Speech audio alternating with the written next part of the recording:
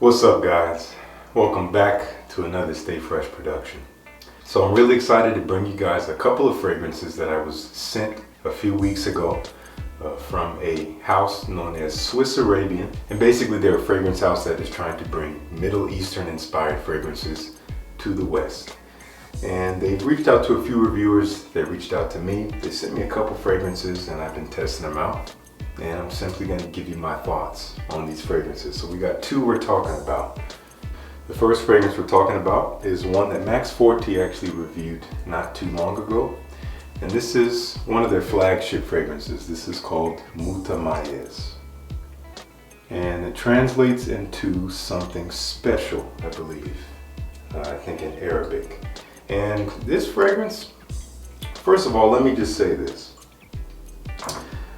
When I was contacted by this company, I was a little bit apprehensive and hesitant to receive these fragrances. To be honest, I kind of struggled to truly find my place when it comes to appreciating these types of fragrances and actually seeing myself wearing them and feeling comfortable wearing them out. So I was like, I don't know if I want to deal with this, but I kind of expressed my apprehension to the representative and said, I'm not really looking for super strong, very dark and oody beast mode fragrances. So the representative was actually quite accommodating and decided he was going to send me two fragrances that are kind of middle of the line in terms of performance and in terms of scent profile. So nonetheless, I was still a little bit hesitant, but I did feel more comfortable knowing that the rep was kind of taking in my reservations into consideration. So with Mutamayez, I didn't really know what to expect. I was expecting the worst, so to say, in terms of like something really dark and ambery and rich and oody and just too strong for my taste. But I've been pleasantly surprised by this one. I have it on a card here. It's actually quite unique to my nose. The notes in this, I think we have orange and pine up top. In the heart we have clove, cardamom, so those are our spices. And we have some wood, cedar wood and cashmere wood. And in the base we have vetiver, agarwood, musk, and amber. So there is quite a bit of a nude presence with the agarwood, but it is very much in the background, and you really only get it as we start to get into the heart and into the base, and even then it's just a supporting role, I believe. What I get out of the top of this, which I love, is that orange and pine combo. It's kind of green and dark, but also a little bit open and fresh with that orange note.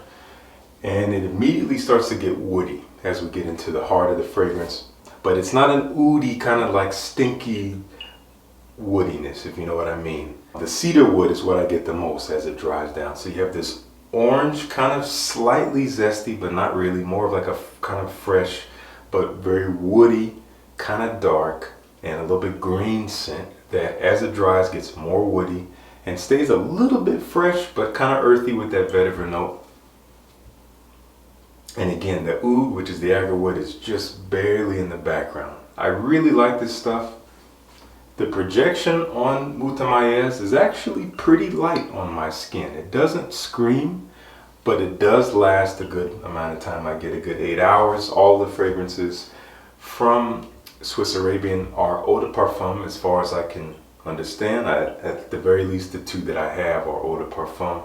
So this stays on the skin like one. Doesn't really project like an eau de toilette would or something like that. So I'm actually happy with it. I like this fragrance. I don't love it, but I do like it with the time that I've spent with it. I find it fairly unique, and I do find it fairly easy to wear, but definitely one for the cooler months. I would not pull this off when it's warm or hot outside, which it is becoming at this point, so wouldn't get a whole lot of wear out of this. So that's Mutamayez. And I gotta say, I do love this presentation. I don't really talk about the bottles all that much, but I really dig this. Like a nice solid heavy glass. I love the gradient. And this cap is plastic, but I love the way it feels. I love the shape of it. Decent atomizer. So that's Mutamayez. Next fragrance. Now this bottle, this is special. Kind of what I would call like a holy hand grenade in terms of a bottle design here. This is called Darwa. Check this out. Look at this bottle. It's all metal around the sides.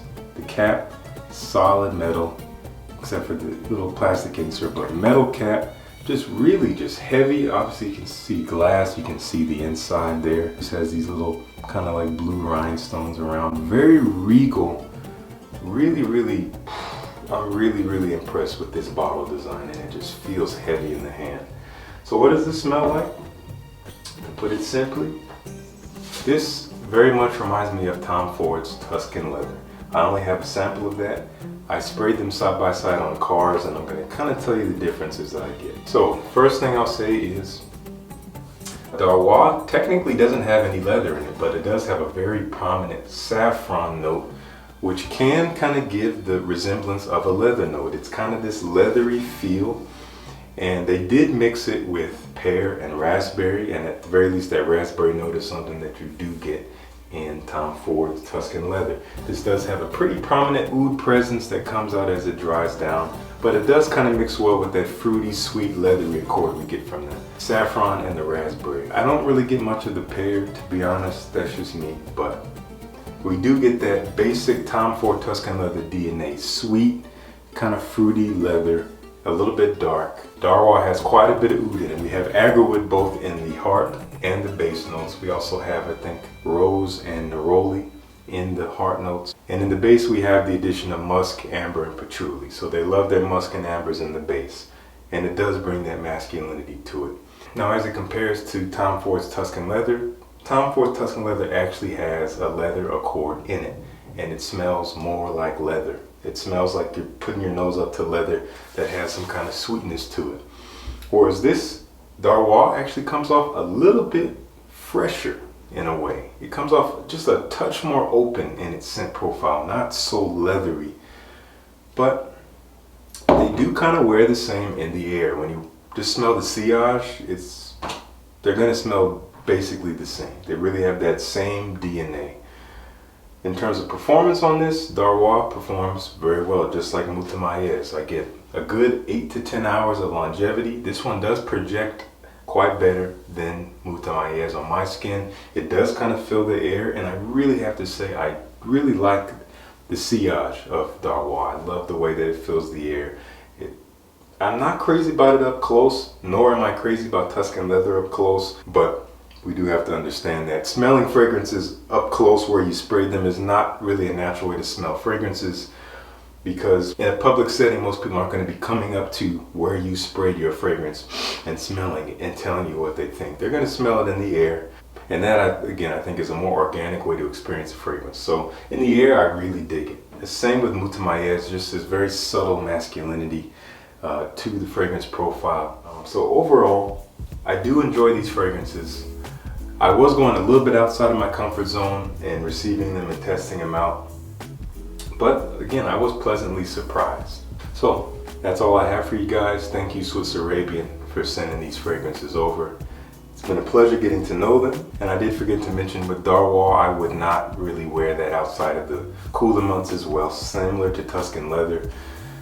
It's kind of thick, kind of dark, that leathery nuance is not something I would really rock in the summertime. So if you guys want to check out Swiss Arabian, I will link them down in the description. Check them out. These fragrances are very reasonably priced. Most everything I found is under $100, which is fantastic. I think both of these were within the $30 to $50 range. So I think that's a great deal for the quality and for the size and the concentration.